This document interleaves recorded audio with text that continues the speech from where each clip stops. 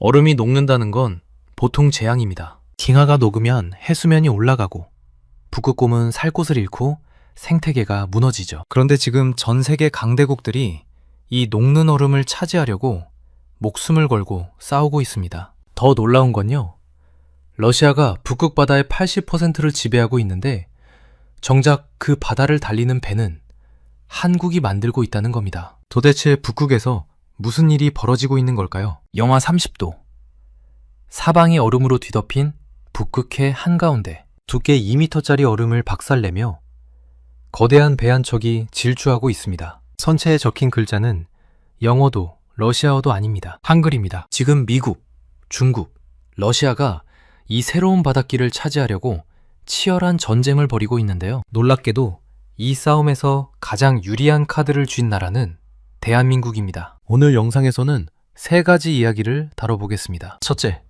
왜 전 세계가 갑자기 북극에 미쳐가고 있는지. 둘째, 강대국들 사이에서 한국이 압도적으로 유리한 진짜 이유. 셋째, 이 북극 항로가 우리 경제와 일상에 어떤 변화를 가져올지. 쉽게 말해서요, 명절 때 막히는 고속도로 대신 아는 사람만 아는 지름길이 새로 뚫린 건데 그 지름길의 열쇠를 한국이 쥐고 있다는 이야기입니다. 그럼 바로 시작하겠습니다. 본격적인 분석에 들어가기 전에 아직 구독 안 하신 분들은 지금 구독 버튼 눌러주시면 감사하겠습니다. 이런 경제 이야기 꾸준히 전해드리고 있습니다. 먼저 북극 항로가 뭔지부터 쉽게 설명드릴게요. 지금까지 부산에서 유럽으로 물건을 보내려면 어떻게 했을까요?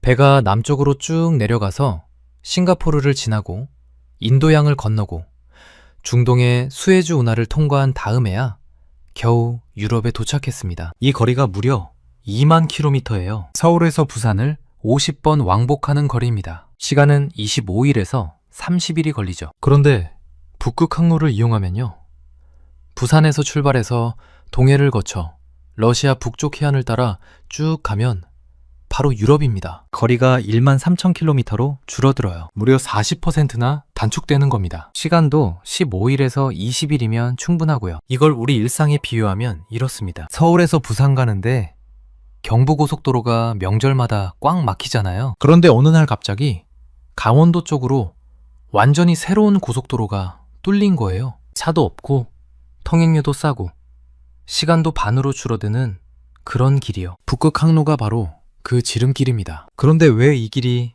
이제서야 열린 걸까요? 답은 간단해요. 예전엔 이 길이 1년 내내 꽁꽁 얼어붙어 있어서 배가 다닐 수가 없었거든요. 그런데 기후변화로 북극의 얼음이 녹기 시작하면서 여름철에는 배가 다닐 수 있는 물길이 열리기 시작한 겁니다. 2026년 현재 이 북극 항로는 더 이상 실험이 아닙니다. 진짜 상업 운항이 시작된 상용화의 원년이에요. 자, 그럼 이 북극 항로가 돈으로 따지면 얼마나 대단한 건지 숫자로 보여드릴게요. 수에즈 운하로 부산에서 네덜란드 로테르담까지 가면 한 번 운항에 약 383만 달러, 우리 돈으로 약 50억 원이 듭니다. 그런데 북극 항로로 가면요, 약 300만 달러, 40억 원 정도면 됩니다.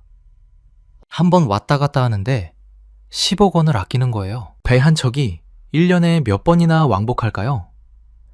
보통 10번에서 12번 정도 합니다. 그러면 배 한 척당 연간 100억 원 이상을 절약할 수 있다는 계산이 나옵니다. 중국 측 추산에 따르면 북극 항로가 완전히 상용화되면 전 세계 물류 비용이 연간 1200억 달러, 우리 돈으로 약 156조 원이 절감된다고 해요. 156조 원이 얼마나 큰 돈인지 감이 안 오시죠?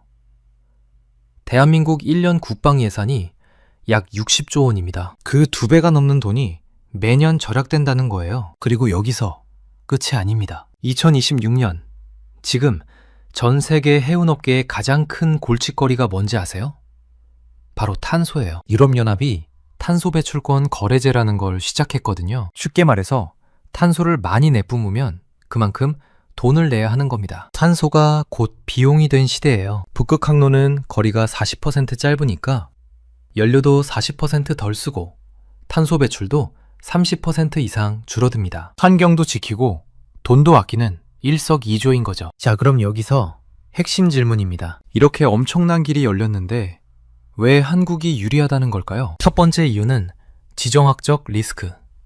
쉽게 말해서 기존 길이 너무 위험해졌기 때문입니다. 지금까지 전 세계 물류의 12%가 수에즈 운하를 통과했어요. 그런데 이 길이 얼마나 위험한지 아세요? 2021년에 에버기븐 호라는 초대형 컨테이너선이 수에즈 운하에서 옆으로 박혀버렸습니다. 단 6일 동안 운하가 막혔는데 전 세계 물류가 마비됐어요. 하루에 100억 달러씩 손해가 났습니다. 그리고 2024년부터는 더 심각해졌어요. 예멘의 후티 반군이 홍해를 지나는 선박들을 공격하기 시작한 거예요. 미사일을 쏘고 드론을 날리고 배들이 무서워서 수에즈 운하를 못 지나가게 된 겁니다. 러시아 우크라이나 전쟁은 3년째 계속되고 있고 중동은 언제 터질지 모르는 화약고예요. 이게 무슨 말이냐면요. 기존의 고속도로가 너무 위험해져서 새로운 우회로가 절실해졌다는 겁니다. 그 우회로가 바로 북극 항로고요. 두 번째 이유. 이게 진짜 핵심입니다. 러시아가 북극 항로의 80%를 자기네 바다라고 주장하고 있어요. 원자력 쇄빙선도 7척이나 보유하고 있고 북극의 절대 강자처럼 보이죠. 그런데 여기서 반전이 있습니다. 러시아가 북극에서 천연가스를 캐서 전 세계로 실어 나르는데요. 그 가스를 싣는 배가 뭔지 아세요? 아크7급 쇄빙 LNG 운반선입니다. 영하 50도에서도 얼음을 깨면서 달리는 초특급 배예요. 이 배를 만드는 나라가 어디일까요? 러시아? 아닙니다. 중국? 아닙니다. 대한민국입니다. HD 한국조선해안, 하나오션, 삼성중공업 이 세 회사가 전 세계 쇄빙 LNG선 시장을 장악하고 있어요. 이걸 비유하자면 이렇습니다. 러시아가 북극이라는 겨울 왕국의 왕이라고 하죠. 그런데 그 왕이 입고 다니는 방한복, 신고 다니는 방한화, 타고 다니는 썰매를 전부 한국이 만들어주고 있는 거예요. 왕은 러시아인데 왕의 장비를 만드는 대장장이는 한국인 셈이죠. 왜 한국만 이런 배를 만들 수 있을까요? 첫째, 극저온 강제 기술입니다. 영하 50도에서도 깨지지 않는 특수 철강을 만드는 기술은 전 세계에서 한국이 독보적이에요. 둘째, 선형 설계 기술입니다. 얼음을 깨면서도 연료를 최소한으로 쓰는 배 모양을 설계하는 건 수십 년간 쌓아온 노하우가 필요해요. 하루아침에 따라 할 수 없습니다. 셋째, SMR 원자력 추진선 기술입니다. 이건 진짜 게임 체인저예요. SMR이 뭐냐면요. 소형 모듈 원자로입니다. 작은 원자력 발전소를 배에 싣는 거예요. 이러면 연료 보급 없이도 북극해를 횡단할 수 있습니다. 2026년은 이 원자력 추진 선박이 본격적으로 상용화되는 전환점이에요. 그리고 이 기술에서 가장 앞서 있는 나라가 바로 한국입니다. 다른 나라들은 일반 셔츠 입고 북극에 가려는 거고 한국은 고어텍스 방한복에 히팅 조끼까지 입고 가는 거예요. 애초에 경쟁이 안 되는 겁니다. 세 번째 이유. 부산항이라는 황금 입지입니다. 지도를 한번 보시면요. 유럽에서 북극해를 거쳐 아시아로 들어오는 배들이 가장 먼저 만나는 대형 항구가 어디일까요? 바로 부산입니다. 부산항은 이미 세계 2위의 환적 화물 처리 능력을 가지고 있어요. 환적이 뭐냐면 큰 배에서 작은 배로 짐을 옮겨 싣는 거예요. 북극 항로로 온 유럽 화물을 일본, 중국, 동남아로 다시 보내는 허브 역할을 하는 거죠. 이걸 지하철에 비유하면요. 서울 신도림역이나 강남역 아시죠? 모든 노선이 만나는 환승역이에요. 부산항이 바로 북극 항로의 신도림역인 겁니다. 전 세계 배들이 부산에서 만나고 짐을 갈아타고 다시 흩어지는 거예요. 정부도 이걸 알고 있어요. 그래서 해양수산부 본부를 아예 부산으로 옮겼습니다. 부산, 울산, 경남을 북극 항로의 배후산업 거점으로 키우겠다는 거죠. 조성소에서 배를 만들고 항구에서 화물을 처리하고 금융회사에서 돈을 대주고 이 모든 게 한 지역에서 돌아가는 생태계를 만들겠다는 겁니다. 자, 여기서 잠깐 정리하고 갈게요. 북극 항로가 열린 이유. 기후변화로 얼음이 녹았고 기존 항로가 위험해졌기 때문입니다. 한국이 유리한 이유? 첫째, 쇄빙선을 만드는 기술이 세계 1위. 둘째, 원자력 추진선 기술 선점. 셋째, 부산항이라는 황금 입지. 그런데 여기서 끝이 아닙니다. 지금 전 세계 강대국들이 이 북극을 차지하려고 어떤 전쟁을 벌이고 있는지, 그리고 그 전쟁에서 한국이 어떤 포지션인지 보여드릴게요. 먼저 러시아입니다. 러시아는 북극 항로를 자기네 국가 재정의 15%에서 20%를 담당하는 핵심 경제 엔진으로 키우고 있어요. 서방의 경제 제재 때문에 유럽에 가스를 못 파니까 북극 항로를 통해 아시아로 가스를 팔겠다는 전략이죠. 2024년 북극 항로 물동량이 3,790만 톤이었는데 2025년에 20% 성장했고 2026년에는 외국 선박 통과를 2배로 늘리겠다고 합니다. 다음은 중국입니다. 중국은 자기들을 근북극 국가라고 부르면서 빙상 실크로드 정책을 밀어붙이고 있어요. 2025년 10월에 중국 해운사가 북극 항로 컨테이너 상업 운항에 성공했고 2026년에는 여름철 동안 16회 정기 운항을 계획하고 있습니다. 중국이 왜 이렇게 북극에 미쳐 있을까요? 지금 중국이 유럽에 물건을 보내려면 말라카 해협과 수에즈 운하를 지나야 해요. 그런데 이 길은 미국의 영향권 아래 있거든요. 전쟁이 나면 미국이 이 길을 막아버릴 수 있어요. 중국 입장에서는 미국 눈치 안 보고 유럽에 갈 수 있는 새로운 길이 절실한 거죠. 그게 북극 항로입니다. 마지막으로 미국입니다. 미국은 예전에는 북극에 관심이 별로 없었어요. 그런데 중국과 러시아가 손잡고 북극에서 놀기 시작하니까 긴장하기 시작한 거죠. 문제는 미국의 쇠빙선 보유 대수가 러시아의 30분의 1밖에 안 된다는 겁니다. 그래서 미국은 지금 동맹국인 한국, 일본과 기술 협력을 강화하고 있어요. 여기서 재밌는 구도가 나옵니다. 러시아는 북극의 땅을 가졌고 중국은 돈을 가졌고 미국은 군사력을 가졌어요. 그런데 정작 북극을 달릴 배를 만드는 기술은 한국이 가지고 있는 겁니다. 이게 무슨 뜻일까요?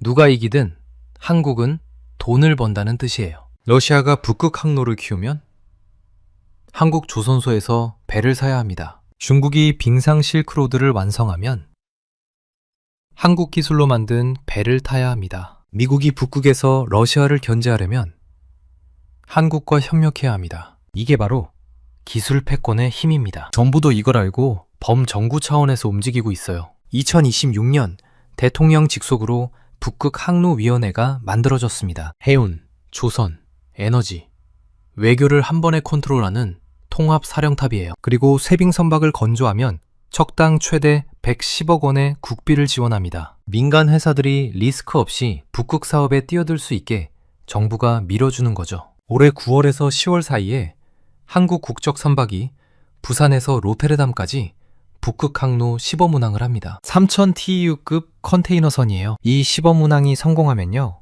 한국은 명실상부 북극 물류의 주도권을 쥔 해양 강국으로 등극하게 됩니다. 물론 장밋빛 전망만 있는 건 아닙니다. 솔직히 말씀드릴게요. 첫째, 러시아 의존도 문제가 있어요. 북극 항로의 80%가 러시아 영해니까 러시아와 관계가 틀어지거나 서방 제재가 더 강해지면 투자 비용이 날아갈 수 있습니다. 둘째, 환경 문제입니다. 북극은 지구에서 가장 깨끗한 바다예요. 여기서 기름 유출 같은 사고가 나면 복구가 불가능합니다. 국제환경단체들의 규제가 강해질 수 있어요. 셋째, 아직 보험료가 비싸요. 얼음바다는 위험하니까 보험회사들이 돈을 많이 받거든요. 초기에는 이게 경제성을 갉아먹을 수 있습니다. 하지만 이런 리스크를 감안하더라도 북극 항로는 피할 수 없는 미래입니다. 기후변화는 계속되고 기존 항로의 리스크는 높아지고 있어요. 결국 누군가는 이 새로운 길의 주인이 됩니다. 그리고 지금 가장 좋은 카드를 쥐고 있는 나라가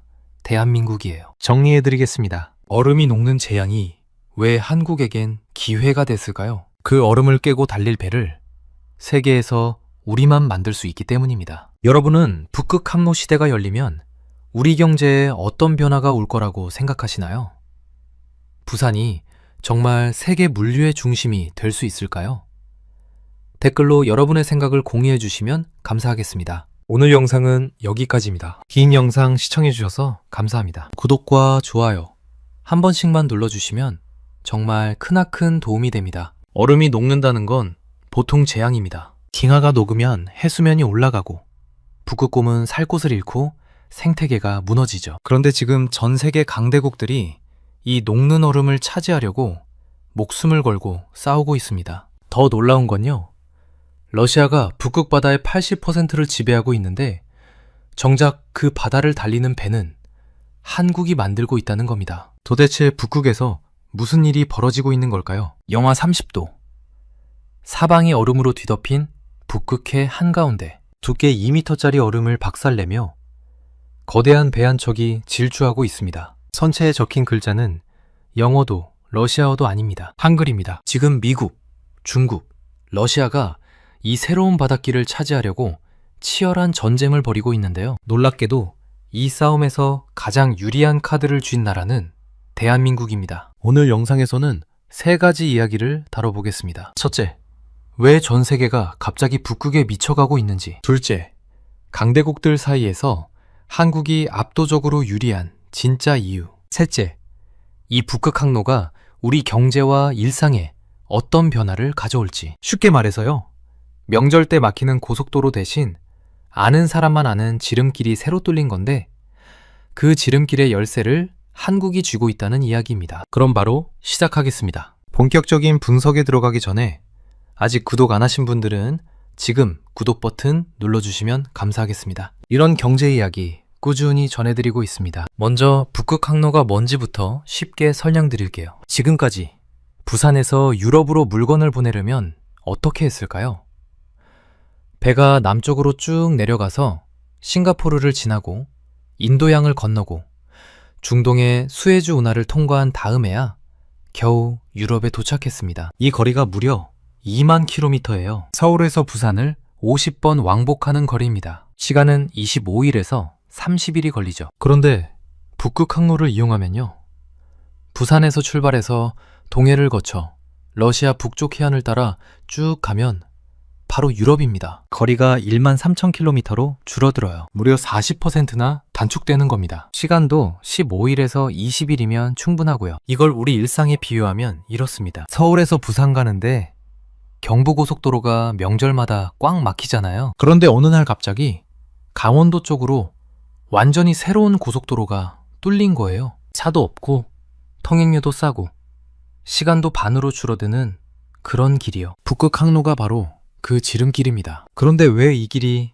이제서야 열린 걸까요? 답은 간단해요. 예전엔 이 길이 1년 내내 꽁꽁 얼어붙어 있어서 배가 다닐 수가 없었거든요. 그런데 기후변화로 북극의 얼음이 녹기 시작하면서 여름철에는 배가 다닐 수 있는 물길이 열리기 시작한 겁니다. 2026년 현재 이 북극 항로는 더 이상 실험이 아닙니다. 진짜 상업 운항이 시작된 상용화의 원년이에요. 자, 그럼 이 북극 항로가 돈으로 따지면 얼마나 대단한 건지 숫자로 보여드릴게요. 수에즈 운하로 부산에서 네덜란드 로테르담까지 가면 한 번 운항에 약 383만 달러, 우리 돈으로 약 50억 원이 듭니다. 그런데 북극 항로로 가면요, 약 300만 달러, 40억 원 정도면 됩니다. 한 번 왔다 갔다 하는데 10억 원을 아끼는 거예요. 배 한 척이 1년에 몇 번이나 왕복할까요? 보통 10번에서 12번 정도 합니다. 그러면 배 한 척당 연간 100억 원 이상을 절약할 수 있다는 계산이 나옵니다. 중국 측 추산에 따르면 북극 항로가 완전히 상용화되면 전 세계 물류 비용이 연간 1200억 달러, 우리 돈으로 약 156조 원이 절감된다고 해요. 156조 원이 얼마나 큰 돈인지 감이 안 오시죠? 대한민국 1년 국방 예산이 약 60조 원입니다. 그 2배가 넘는 돈이 매년 절약된다는 거예요. 그리고 여기서 끝이 아닙니다. 2026년, 지금 전 세계 해운업계의 가장 큰 골칫거리가 뭔지 아세요? 바로 탄소예요. 유럽연합이 탄소 배출권 거래제라는 걸 시작했거든요. 쉽게 말해서 탄소를 많이 내뿜으면 그만큼 돈을 내야 하는 겁니다. 탄소가 곧 비용이 된 시대예요. 북극 항로는 거리가 40% 짧으니까 연료도 40% 덜 쓰고 탄소 배출도 30% 이상 줄어듭니다. 환경도 지키고 돈도 아끼는 일석이조인 거죠. 자, 그럼 여기서 핵심 질문입니다. 이렇게 엄청난 길이 열렸는데 왜 한국이 유리하다는 걸까요? 첫 번째 이유는 지정학적 리스크. 쉽게 말해서 기존 길이 너무 위험해졌기 때문입니다. 지금까지 전 세계 물류의 12%가 수에즈 운하를 통과했어요. 그런데 이 길이 얼마나 위험한지 아세요? 2021년에 에버기븐 호라는 초대형 컨테이너선이 수에즈 운하에서 옆으로 박혀버렸습니다. 단 6일 동안 운하가 막혔는데 전 세계 물류가 마비됐어요. 하루에 100억 달러씩 손해가 났습니다. 그리고 2024년부터는 더 심각해졌어요. 예멘의 후티 반군이 홍해를 지나는 선박들을 공격하기 시작한 거예요. 미사일을 쏘고 드론을 날리고 배들이 무서워서 수에즈 운하를 못 지나가게 된 겁니다. 러시아 우크라이나 전쟁은 3년째 계속되고 있고 중동은 언제 터질지 모르는 화약고예요. 이게 무슨 말이냐면요. 기존의 고속도로가 너무 위험해져서 새로운 우회로가 절실해졌다는 겁니다. 그 우회로가 바로 북극 항로고요. 두 번째 이유. 이게 진짜 핵심입니다. 러시아가 북극 항로의 80%를 자기네 바다라고 주장하고 있어요. 원자력 쇄빙선도 7척이나 보유하고 있고 북극의 절대 강자처럼 보이죠. 그런데 여기서 반전이 있습니다. 러시아가 북극에서 천연가스를 캐서 전 세계로 실어 나르는데요. 그 가스를 싣는 배가 뭔지 아세요? 아크7급 쇄빙 LNG 운반선입니다. 영하 50도에서도 얼음을 깨면서 달리는 초특급 배예요. 이 배를 만드는 나라가 어디일까요? 러시아? 아닙니다. 중국? 아닙니다. 대한민국입니다. HD 한국조선해양, 하나오션, 삼성중공업 이 세 회사가 전 세계 쇄빙 LNG 선 시장을 장악하고 있어요. 이걸 비유하자면 이렇습니다. 러시아가 북극이라는 겨울 왕국의 왕이라고 하죠. 그런데 그 왕이 입고 다니는 방한복, 신고 다니는 방한화, 타고 다니는 썰매를 전부 한국이 만들어주고 있는 거예요. 왕은 러시아인데 왕의 장비를 만드는 대장장이는 한국인 셈이죠. 왜 한국만 이런 배를 만들 수 있을까요? 첫째, 극저온 강제 기술입니다. 영하 50도에서도 깨지지 않는 특수 철강을 만드는 기술은 전 세계에서 한국이 독보적이에요. 둘째, 선형 설계 기술입니다. 얼음을 깨면서도 연료를 최소한으로 쓰는 배 모양을 설계하는 건 수십 년간 쌓아온 노하우가 필요해요. 하루아침에 따라 할 수 없습니다. 셋째, SMR 원자력 추진선 기술입니다. 이건 진짜 게임 체인저예요. SMR이 뭐냐면요. 소형 모듈 원자로입니다. 작은 원자력 발전소를 배에 싣는 거예요. 이러면 연료 보급 없이도 북극해를 횡단할 수 있습니다. 2026년은 이 원자력 추진 선박이 본격적으로 상용화되는 전환점이에요. 그리고 이 기술에서 가장 앞서 있는 나라가 바로 한국입니다. 다른 나라들은 일반 셔츠 입고 북극에 가르는 거고 한국은 고어텍스 방한복에 히팅 조끼까지 입고 가는 거예요. 애초에 경쟁이 안 되는 겁니다. 세 번째 이유. 부산항이라는 황금 입지입니다. 지도를 한번 보시면요. 유럽에서 북극해를 거쳐 아시아로 들어오는 배들이 가장 먼저 만나는 대형 항구가 어디일까요? 바로 부산입니다. 부산항은 이미 세계 2위의 환적 화물 처리 능력을 가지고 있어요. 환적이 뭐냐면 큰 배에서 작은 배로 짐을 옮겨 싣는 거예요. 북극 항로로 온 유럽 화물을 일본, 중국, 동남아로 다시 보내는 허브 역할을 하는 거죠. 이걸 지하철에 비유하면요. 서울 신도림역이나 강남역 아시죠? 모든 노선이 만나는 환승역이에요. 부산항이 바로 북극 항로의 신도림역인 겁니다. 전 세계 배들이 부산에서 만나고 짐을 갈아타고 다시 흩어지는 거예요. 정부도 이걸 알고 있어요. 그래서 해양수산부 본부를 아예 부산으로 옮겼습니다. 부산, 울산, 경남을 북극 항로의 배후산업 거점으로 키우겠다는 거죠. 조성소에서 배를 만들고 항구에서 화물을 처리하고 금융회사에서 돈을 대주고 이 모든 게 한 지역에서 돌아가는 생태계를 만들겠다는 겁니다. 자, 여기서 잠깐 정리하고 갈게요. 북극 항로가 열린 이유. 기후변화로 얼음이 녹았고 기존 항로가 위험해졌기 때문입니다. 한국이 유리한 이유?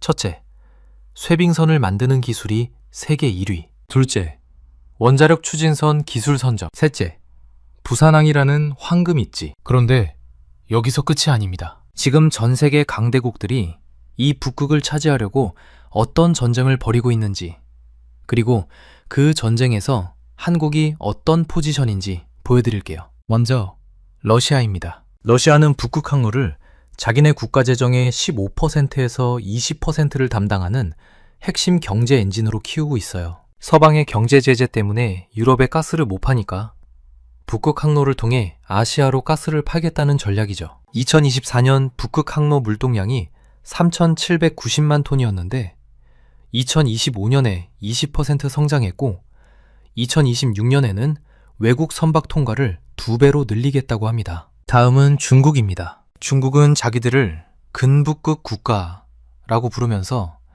빙상 실크로드 정책을 밀어붙이고 있어요. 2025년 10월에 중국 해운사가 북극 항로 컨테이너 상업 운항에 성공했고 2026년에는 여름철 동안 16회 정기 운항을 계획하고 있습니다. 중국이 왜 이렇게 북극에 미쳐 있을까요? 지금 중국이 유럽에 물건을 보내려면 말라카 해협과 수에즈 운하를 지나야 해요. 그런데 이 길은 미국의 영향권 아래 있거든요. 전쟁이 나면 미국이 이 길을 막아버릴 수 있어요. 중국 입장에서는 미국 눈치 안 보고 유럽에 갈 수 있는 새로운 길이 절실한 거죠. 그게 북극 항로입니다. 마지막으로 미국입니다. 미국은 예전에는 북극에 관심이 별로 없었어요. 그런데 중국과 러시아가 손잡고 북극에서 놀기 시작하니까 긴장하기 시작한 거죠. 문제는 미국의 쇠빙선 보유 대수가 러시아의 30분의 1밖에 안 된다는 겁니다. 그래서 미국은 지금 동맹국인 한국, 일본과 기술 협력을 강화하고 있어요. 여기서 재밌는 구도가 나옵니다. 러시아는 북극의 땅을 가졌고 중국은 돈을 가졌고 미국은 군사력을 가졌어요. 그런데 정작 북극을 달릴 배를 만드는 기술은 한국이 가지고 있는 겁니다. 이게 무슨 뜻일까요? 누가 이기든 한국은 돈을 번다는 뜻이에요. 러시아가 북극 항로를 키우면 한국 조선소에서 배를 사야 합니다. 중국이 빙상 실크로드를 완성하면 한국 기술로 만든 배를 타야 합니다. 미국이 북극에서 러시아를 견제하려면 한국과 협력해야 합니다. 이게 바로 기술 패권의 힘입니다. 정부도 이걸 알고 범정부 차원에서 움직이고 있어요. 2026년 대통령 직속으로 북극 항로위원회가 만들어졌습니다. 해운, 조선, 에너지, 외교를 한 번에 컨트롤하는 통합사령탑이에요. 그리고 쇠빙선박을 건조하면 척당 최대 110억 원의 국비를 지원합니다. 민간 회사들이 리스크 없이 북극 사업에 뛰어들 수 있게 정부가 밀어주는 거죠. 올해 9월에서 10월 사이에 한국 국적 선박이 부산에서 로테르담까지 북극 항로 시범 운항을 합니다. 3000TEU급 컨테이너선이에요. 이 시범 운항이 성공하면요, 한국은 명실상부 북극 물류의 주도권을 쥔 해양 강국으로 등극하게 됩니다. 물론 장밋빛 전망만 있는 건 아닙니다. 솔직히 말씀드릴게요. 첫째, 러시아 의존도 문제가 있어요. 북극 항로의 80%가 러시아 영해니까 러시아와 관계가 틀어지거나 서방 제재가 더 강해지면 투자 비용이 날아갈 수 있습니다. 둘째, 환경 문제입니다. 북극은 지구에서 가장 깨끗한 바다예요. 여기서 기름 유출 같은 사고가 나면 복구가 불가능합니다. 국제환경단체들의 규제가 강해질 수 있어요. 셋째, 아직 보험료가 비싸요. 얼음바다는 위험하니까 보험회사들이 돈을 많이 받거든요. 초기에는 이게 경제성을 갉아먹을 수 있습니다. 하지만 이런 리스크를 감안하더라도 북극 항로는 피할 수 없는 미래입니다. 기후변화는 계속되고 기존 항로의 리스크는 높아지고 있어요. 결국 누군가는 이 새로운 길의 주인이 됩니다. 그리고 지금 가장 좋은 카드를 쥐고 있는 나라가 대한민국이에요. 정리해드리겠습니다. 얼음이 녹는 재앙이 왜 한국에겐 기회가 됐을까요? 그 얼음을 깨고 달릴 배를 세계에서 우리만 만들 수 있기 때문입니다. 여러분은 북극 항로 시대가 열리면 우리 경제에 어떤 변화가 올 거라고 생각하시나요? 부산이 정말 세계 물류의 중심이 될 수 있을까요? 댓글로 여러분의 생각을 공유해 주시면 감사하겠습니다. 오늘 영상은 여기까지입니다. 긴 영상 시청해 주셔서 감사합니다. 구독과 좋아요 한 번씩만 눌러주시면 정말 크나큰 도움이 됩니다.